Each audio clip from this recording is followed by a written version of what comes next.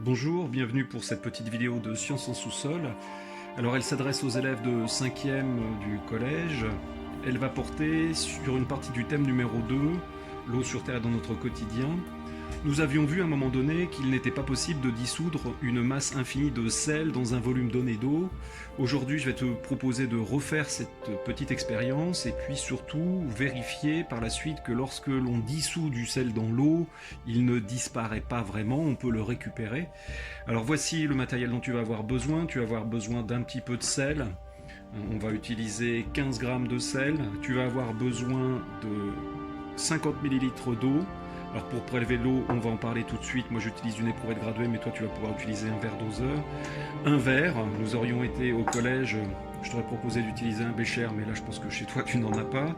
Et puis une balance et un récipient. Ce récipient, c'est le fond d'une bouteille de jus de fruits que j'ai coupé qui me permet d'être posé sur la balance pour recueillir le sel afin d'en mesurer la masse avant de le verser dans l'eau, et on va voir que ça a une deuxième utilité un petit peu plus tard également.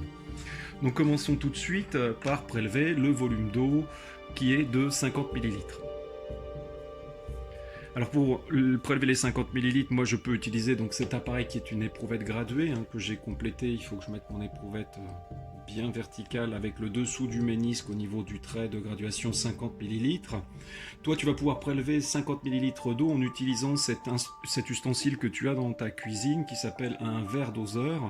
Si je transvase les 50 ml d'eau dans ce verre doseur, eh bien je vais pouvoir te montrer que l'eau arrive à cette graduation là, et cette graduation là c'est la graduation qui est 1/20 de litre. En effet, 1 litre divisé par 20, 1/20 de litre, ça fait 0,050 litres, c'est-à-dire 50 millilitres. Je te laisse faire la conversion chez toi pour vérifier cela. Donc une fois que tu as pris 1/20 de litre d'eau, tu vas pouvoir placer ce volume mesuré dans un verre doseur, avec le verre doseur pardon, dans un verre.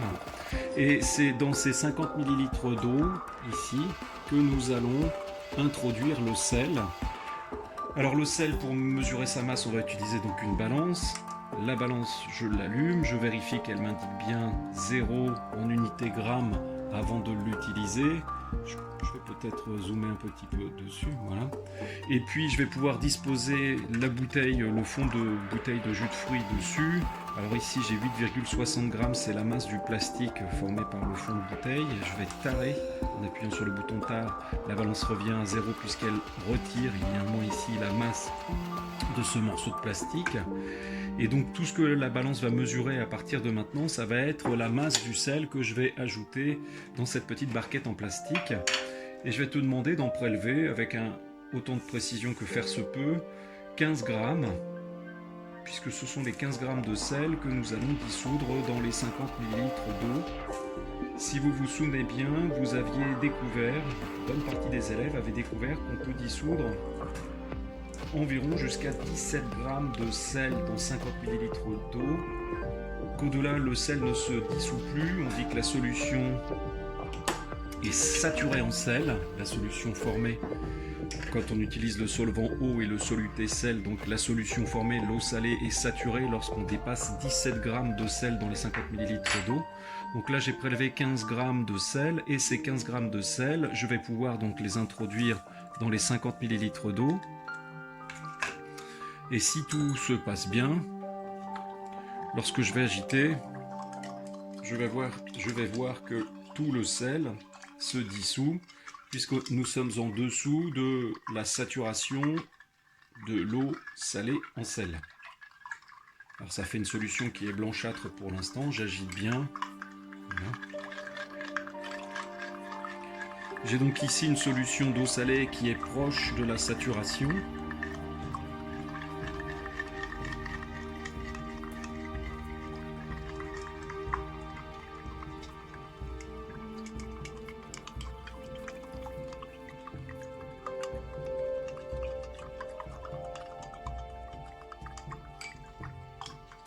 Voilà, mais après avoir agité quelques minutes, je peux observer que tout le sel est à présent dissous dans l'eau. Alors comme la saturation n'est pas très loin, nous sommes à 2 grammes à peu près de la saturation, la masse, la solubilité du sel dépend également de la température de l'eau. Donc la masse que l'on peut dissoudre va dépendre de la température de l'eau. Là dans le sous-sol il fait un petit peu froid, donc on doit être peut-être un peu en deçà de 17 grammes pour 50 millilitres.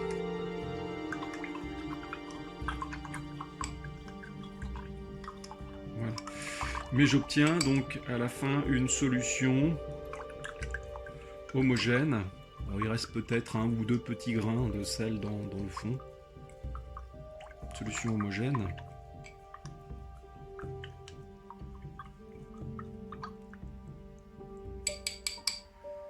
D'accord.